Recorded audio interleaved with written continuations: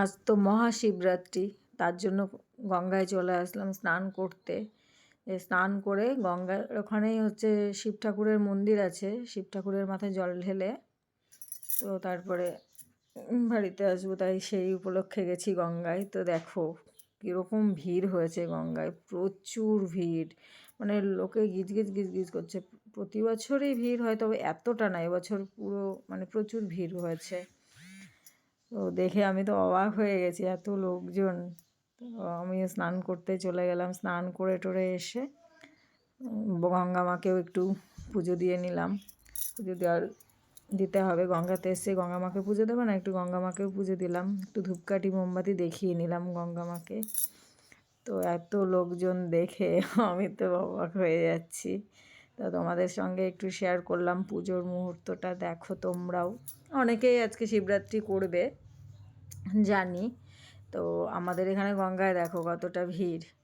তো পুজোর ওখানে চলে গেলাম, পুজোর ওখানেও তো চান্স পাওয়া যাচ্ছেই না, এতটা ভিড়। তবুও ভিড় কাটিয়ে একটু ধূপকাঠি মোমবাতি দেখিয়ে নেবো বলে ঠাকুরের ওখানে গেছি। তো সেটাই দেখাচ্ছি, মানে এত ঠেলাঠেলি করছে। একজন তো মাথার মধ্যে আমারই মনে হয় দুধ গঙ্গা জল ঢেলে দিয়েছিল। তো হাসছি কথার মধ্যে, যাই হোক, মানে তো হবেই, পুজো মানে একটু ভিড় হবে। তো এখানে দেখো ধূপকাঠি মোমবাতি ধরাচ্ছি, আমার ছেলে আছে সাথে, আর আমার ক্যামেরা ধরে দিচ্ছিল বোনের ছেলেও, অতটা বাচ্চা মানুষ তো পারছিল না তো ভিড়ের মধ্যে ধরে দিতে। ঠাকুরের ওখানে তো আমাকে মনে হয় দেখাই যাচ্ছে না আমি কোথায়। এখানেই হয়েছে যে মোমবাতিটা আবার ধরাচ্ছি ধূপকাঠিটা ধরানোর পরে। তো চান্স পাচ্ছি না, তবুও তাই ভিড়ের মধ্যে চান্স করে নিয়ে করতে হবে, আমার জন্য তো কেউ দাঁড়িয়ে থাকবে না, আমাকে ওর মধ্যে সুযোগ করে নিতে হবে। তো বাবার কাছে, বাবার মাথায় জল ঢালতে পেরেছি, এটাই অনেক শান্তি। তো এটা তো এই শিবরাত্রিতেই ঢালা যায়।